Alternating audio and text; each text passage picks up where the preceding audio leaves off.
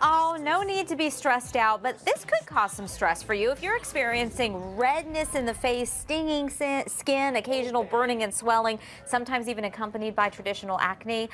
This could be difficult. It could be rosacea. We have in a guest to talk about this because this is actually Rosacea Awareness Week. So we have Christy Harris, who is a master esthetician at Shapiro Plastic Surgery and Skin Clinic, with some of the solutions.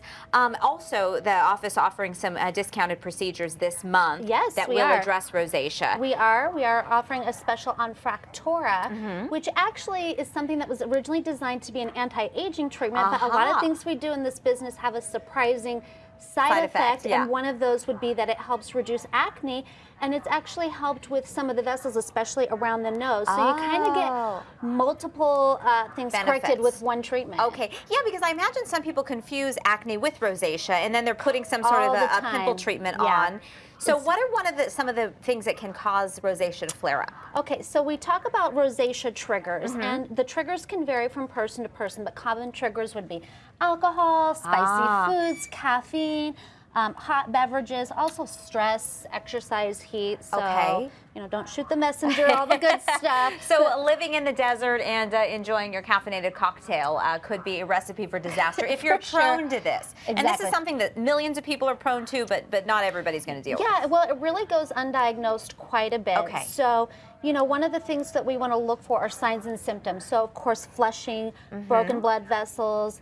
Sometimes you get little acne papules, and sometimes you don't. So, it's something that you want to see a doctor to get diagnosed and for. then you know how to go forward, especially with which products you're going to buy. Let's show you. We have both video of a treatment that you're talking about, that Fractora, and also some before and after pictures. So this is a device. This is what, a laser device? This is actually radio frequency with micro needling. So those little pins are like needles, and they help to drive the RF energy to the targeted area. So the micro needling is big for anti-aging, right? And then why is that? Well, because it helps to stimulate collagen. Okay. But when we add radio frequency to it, this is why we're seeing these added benefits of reduced acne and improvement in vascular lesions, because the radio frequency is heating up those targeted areas. Oh, okay. And so what's the downtime from this? Well, the downtime from this is probably going to be about 3 to 4 days. So you want to give yourself a little bit of time to recover. And when we say downtime, we're really talking social downtime. Okay. So a lot of big differences in terms of the before and after. So let's look at, we've got some images here, and you can see a real difference in the discoloration. Yeah, discoloration. And here's an acne client.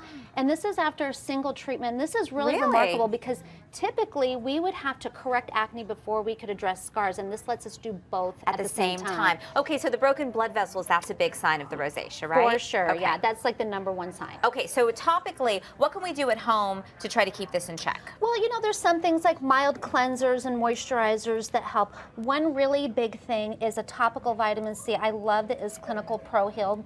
It has A, C, and E in it, so it helps reduce inflammation. And it also strengthens the wall of the blood vessels so that you don't get broken blood vessels so easily. Other things that are really good, we have a cool mint mask that is sort of cool and refreshing.